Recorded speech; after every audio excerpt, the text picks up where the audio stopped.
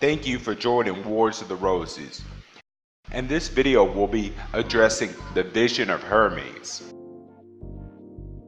Taken from an article from the Morningstar, a monthly journal of mystical and philosophical research, Volume 1, Number 2, June 1892. The Vision of Hermes. At present, I shall only quote a superb extract from the Vision of Hermes, which cannot fail to merit the attention of the reader. Hermes, being in great mental distress, perceived at first in obscurity the form of a man, who gradually became more and more luminous, taking on gigantic proportions and of a beautiful countenance. This apparition regarded him with the utmost mildness and spoke as follows: "Thou sufferest, O son of earth, I come to strengthen thee, for thou loves justice and seeks truth. I am Pamander, the thought of the omnipotent. Express to me a wish, and thou shalt have it granted." "Lord," replies Hermes, "Thoth, give me a ray of thy divine science." "Thou hast well chosen," replies Pamander. "Then thy wish shall be satisfied." Immediately Hermes, ravished in ecstasy, is surrounded by a spectacle that no human language can describe. All forms, all magnificence which could fill the most adorant imagination are displayed around him in a sphere of dazzling light which surrounds him everywhere. When Hermes devoted himself to the charm of this contemplation, the light became paler. The visions gradually resolved themselves to a chaotic shadow, and this shadow filled him with an inexpressible fear. From that darkness proceeded a discordant noise, like peals of thunder, and a voice louder than thunder cried out in the midst of this tempest of nature. "It seems to me," says Hermes, "that this grand voice was the voice of the vanished light, and that the word of God proceeded from it.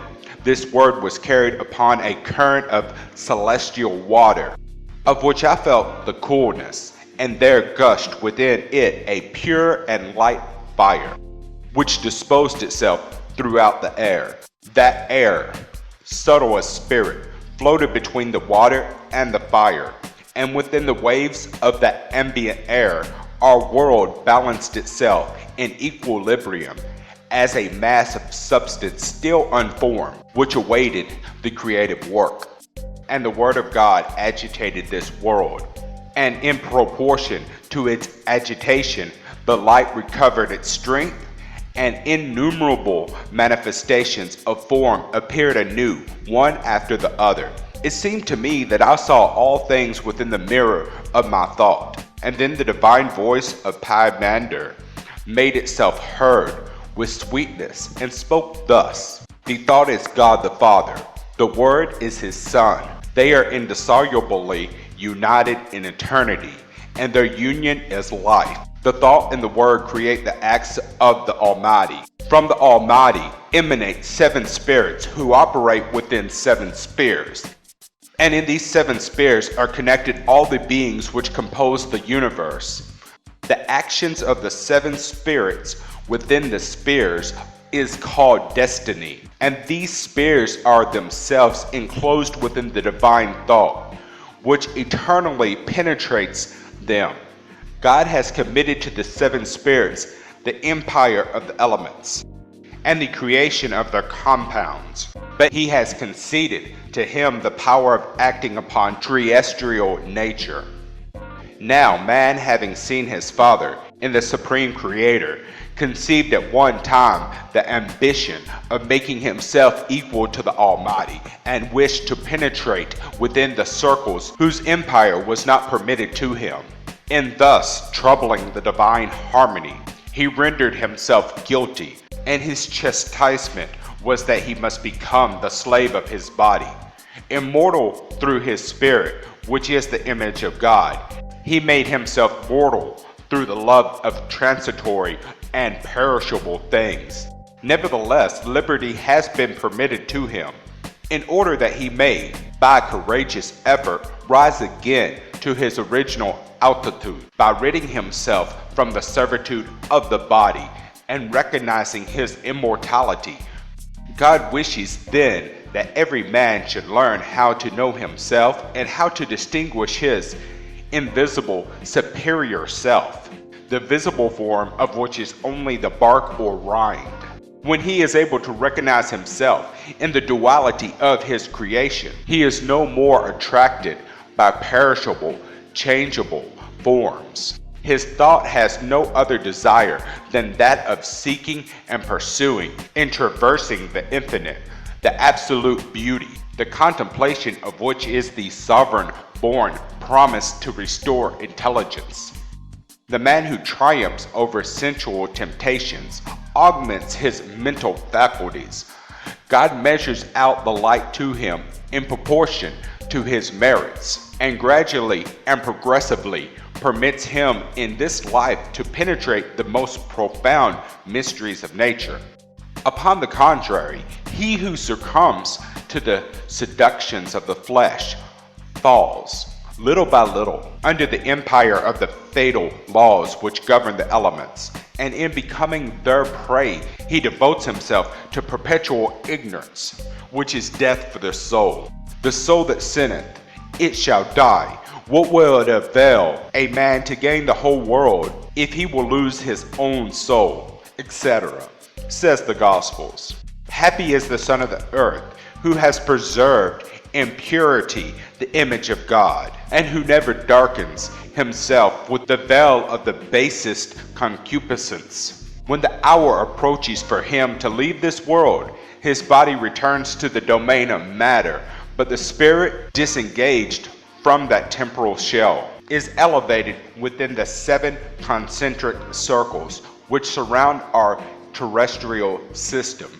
In the sphere of the moon, he knows himself to be immortal. In that of Mercury, he is rendered impassible. In that of Venus, he is clothed with innocence. In that of the sun, he receives strength to support himself from fainting under the refulgence of the divine splendors. In that of Mars, he learns humility. In that of Jupiter, he obtains possession of the treasures of divine intelligence. And in that of Saturn, he perceives the truth of all things in their unchangeable beauty. Beyond the last of those spheres reigns the infinite of worlds, striving in its pilgrimage through heavens of heavens towards the supreme God, to whom it unceasingly approaches, eternal asymptote, without ever having arrived thereat. Thus spoke Pymander. The thought of the Almighty and the divine vision replunged itself within its celestial sanctuary, but it had illuminated the soul of Hermes Thoth. It had made him a Messiah to preach to humanity the great mystery of the soul's destination. It will be fully recognized that in this fragment of Pymander, the one God, invisible, infallible, all-powerful, and infinite, has 7 spirits, or archangels, messengers of his will, agents of his providence. Thus the existence of celestial spirits, mediators between man and God, is affirmed as a veritable doctrine. Thousands of years before the birth of Jesus Christ, and these doctrines cannot be disputed. Christian theology itself has concentrated to the intervention of angels.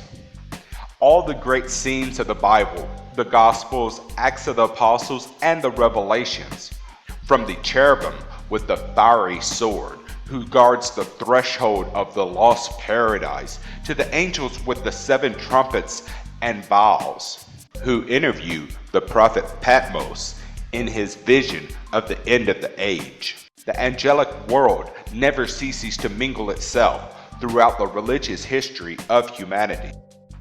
Speaking in a general sense, man is a double mirror for the reflection of the planetary forces throughout 2 different directions. The one being that of the planetary influx from his own body, which builds up the inferior planes below himself. The other, that of the finer ethereal essences of the planets, reflected from his soul to the spiritual races in the spheres above. In the first plane are 7 degrees, from mineral to man, the lower octave of existence. In the second plane are also 7 degrees of higher life, from man to angel, the superior gamut of existence, embracing the ethereal races or planetary angels of the 7 spheres between the planets and the sun. Thank you for watching. Please don't forget to like, share, subscribe, and comment. And if you can, please consider donating a little to Wars of the Rosies. Links to PayPal and Patreon are in the description below. Even a few dollars is very helpful. Thank you very much.